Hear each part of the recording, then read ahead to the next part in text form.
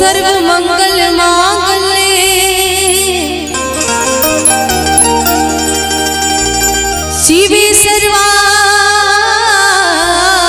साधिके शरण्ये त्र्यंबके गौरी नारायणी नमोस्तुते।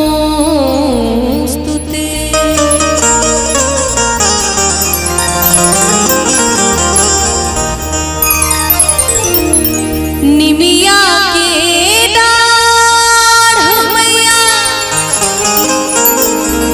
और नावेली झूलू हवा झूली झूली ना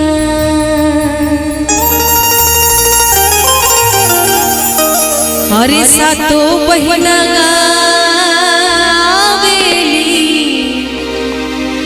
गीतिया की झूली झूली निमिया के डाढ़ मैया लावेली झूलू की झूली हो झूली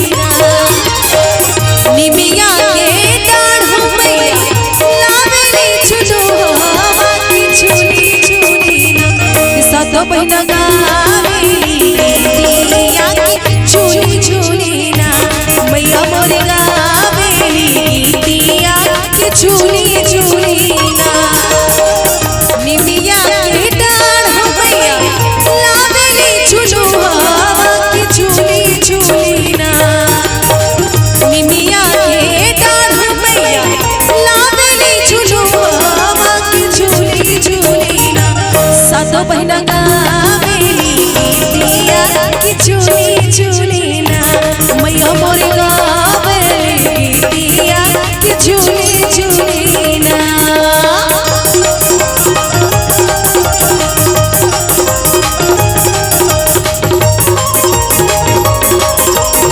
जय हो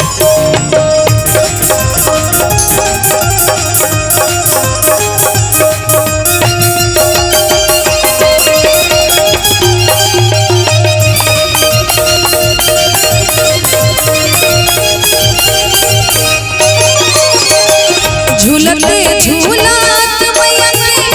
लगल पियासिया की चली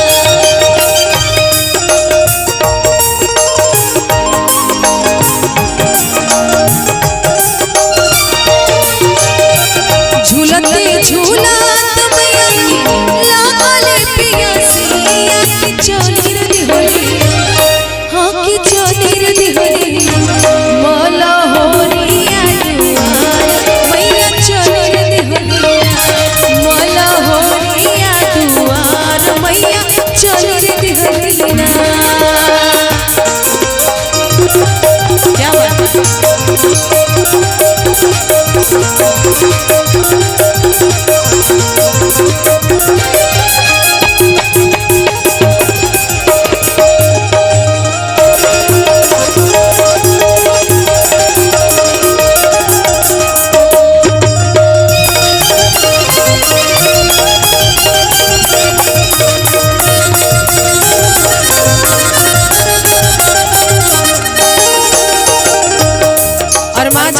के दरवाजे पे जाती सबको पता है कि जितनी भी महिलाएं बैठी हैं सबको ये भजन याद है, सबको पता है कि क्या क्या बात होती है, क्या इस भजन के माध्यम से क्या बताया गया है। सूतल बारुदी जागल मनीरी की बुनाए गाना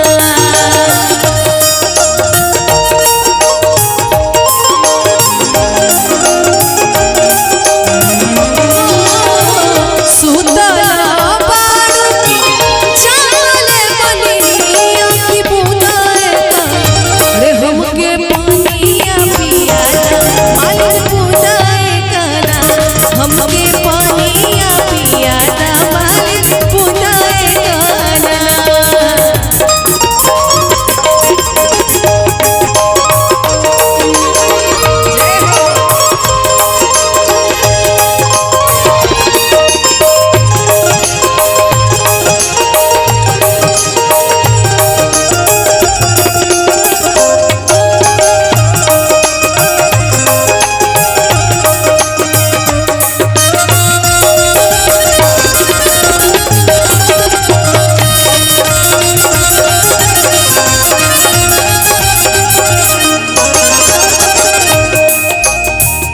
आशा माँ कहती है कि बस एक बूंद पानी पिया दो मालिक।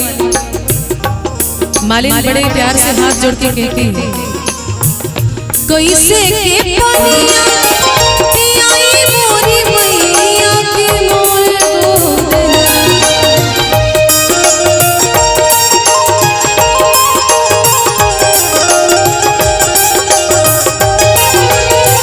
कैसे के पानिया पियाई मोरी मैया के मोर गोदेना।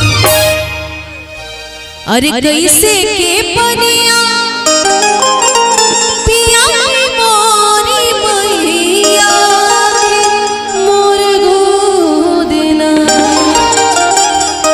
दिहल बाला का तोहार मैया मोरे गोदेना, दिहल बाला का तोहार मैया मोरे गोदेना।